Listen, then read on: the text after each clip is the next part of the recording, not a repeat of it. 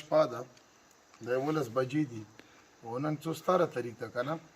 د مسخوتان ماښام نه بعد لکه موږ خال پرو ته کینلې ولې بله ورځ یې تاسو ته پاتې یاست چې 14 کسان په حالات لارې روغلو مو د انسانیت خاطره د مو نبي علیه السلام فرمان ده څوک د وعدې خلاف ورزي کوي هغه یو منافق او یو چې څوک د وعدې خلاف ورزي کوي هغه مونږ نه د نمو هغه پیغمبر حدیث هم فالو کوو او دویم مو مشرانو چې کومه میدا کړې ده امن تیږه یې نو مشرانو مو سر سترګې دي د هغه خلاف ورزي مو نشو کول کسان مو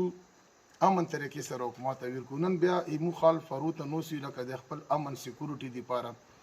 نمبر نه مسلح کسان 40 نه لیکر 70 پرې کابل چوبین ورکړي به حالات وي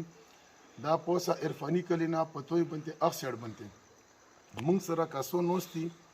څنګه سره شپې ترتیبي هغه څه کله تقریبا 2-250 میټر کې دغه نه بجلی پر بالا کړی دا نو هغه نه فایرنګ پر سٹارټ کو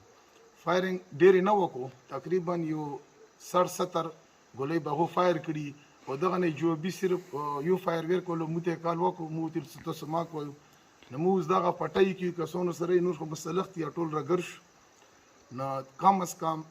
100-150 کسان مو بیا د پټای ته کوم وته ټول علاقہ اوس مو کلیر کا نو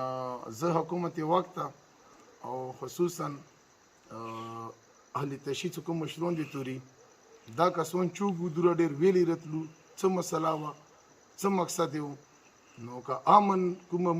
امن تیږه یې مو په دې کې بیر کول حکومت سره مخلص یو خپل قوم سره مخلص یو چونکې سوي تکلیف هم مونږ ته رسېدلی امن تیږه شوې ده او که په دې شپې مونږ متې هر څوک راغلو که هغه یو کاس وي که هغه دا شی 50 شپېته وي حکومت ته تو هم زه دا یم اهل تشیع تو ته زه یم هغه به بیا مو د خمال مطلب د هغه به بیا سر متیږي خبره ولا د تورې شپې غله ګرځي